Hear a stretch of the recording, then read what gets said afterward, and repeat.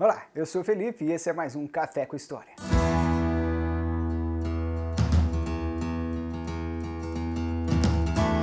E no episódio de hoje vamos falar desse livro aqui, Trago o Fado nos Sentidos, organizado por Heloísa Valente. Bom, esse livro que é uma coletânea já de 2013, foi financiado pela FAPESP, é um livro então que reúne a obra de acadêmicos que estudam o fado. Quem não sabe, o fado é um gênero musical típico de Portugal, mais especificamente de Lisboa, que surgiu lá em meados do século XIX, foi ficando muito famoso com a era do rádio, se transformou em canção nacional.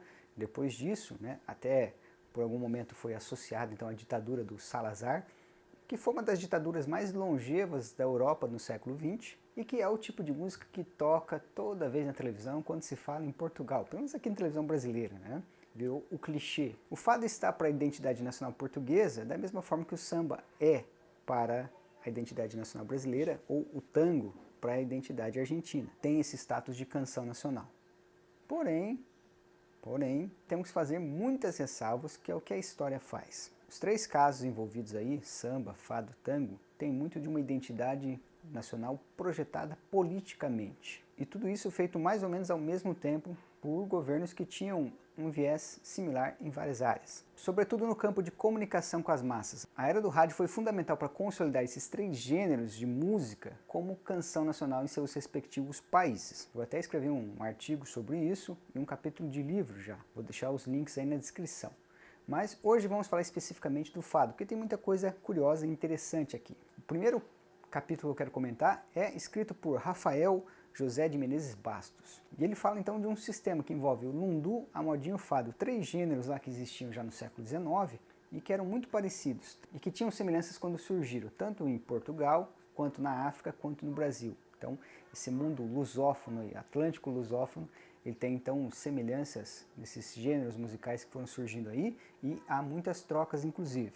Tem outros capítulos aqui que tratam então de como o fado passou a ser canção nacional para as pessoas que saíram de Portugal. Pessoas que emigraram, deixaram Portugal nos anos 30, nos anos 40, nos anos 50, que talvez tenha sido o auge aí da debandada de portugueses da terrinha, e pessoas que não escutavam fado nas suas cidades de origem, até porque muitos deles não tinham rádio, ou as rádios não chegavam lá no interior de Portugal, embora seja um país pequeno e tal, era um país pobre na época, era um país de certa forma atrasado, sobretudo nos rincões interioranos. E mostra então como esses imigrantes foram conhecer o fado e foram se apegar à identidade nacional do fado só estando aqui no Brasil. Rio de Janeiro e São Paulo, obviamente, tem uma colônia imensa de imigrantes, mas também foram cenas muito fortes para a cultura do fado, com restaurantes, com casas de shows, com muitos artistas que se tornaram especialistas em fado apenas aqui no Brasil.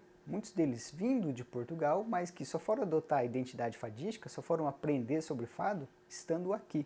Esse aspecto é essencial e é muito importante porque, como eu disse lá no começo, o fado hoje parece ser uma canção nacional portuguesa, inclusive tombada, como patrimônio mundial imaterial da Unesco, mas praticamente no primeiro século de existência do fado, ou pelo menos nos primeiros 60 anos, ele esteve muito ligado a Lisboa. Então você tem aqui artigos do Alberto Boscarino Júnior que trata do fado no Rio de Janeiro, você tem artigo do Luiz Henrique Portela Faria que trata do fado em Santos, a Maria Rosário Pestana fala então do fado e os imigrantes, e também o artigo da própria organizadora do livro, a Heloísa Valente, que vai entrevistar personagens importantes do fado no Brasil. Toda essa trajetória é importante e relevante porque já tem os paralelos que eu falei em relação ao tango e em relação ao samba, mas tem toda uma construção que também faz parte de um contexto internacional recente, que tem a ver então com o processo de patrimonialização desses gêneros musicais, como tango, fado, samba, como a salsa, como o flamenco na Espanha, entre outros aí, e seu uso como recurso de atração para a indústria turística. É muito doido pensar isso, porque o que a gente tem na ideia então como fado é uma coisa cristalizada, uma ideia cristalizada lá dos anos 50, dos anos 60, da era de ouro do rádio, da sua grande cantora, a grande fadista de todos os tempos, que é a Amália Rodrigues, e a gente acaba ficando preso a essa ideia de fado, sobretudo os turistas. Quando viajam para Lisboa, querem ver uma ideia de fado que eles já têm pré-concebida, um fado que está cristalizado no tempo, 60, 70 anos atrás. A mesma coisa acontece com o tango, com o flamenco, com o samba e tal. A grande loucura de tudo isso é que esse processo então de turistificação e patrimonialização desses estilos acaba então por exterminar a originalidade e a dinamicidade desses gêneros musicais. Eu vou deixar linkado aqui na descrição do vídeo, se você está vendo no YouTube, o meu artigo e outras referências sobre esse assunto, se você quiser se aprofundar. Por hoje é só, agradeço por ter ficado até aqui. Se gostou do vídeo, dá um like, compartilhe com seus colegas, se inscreva no canal e nos ajude a crescer.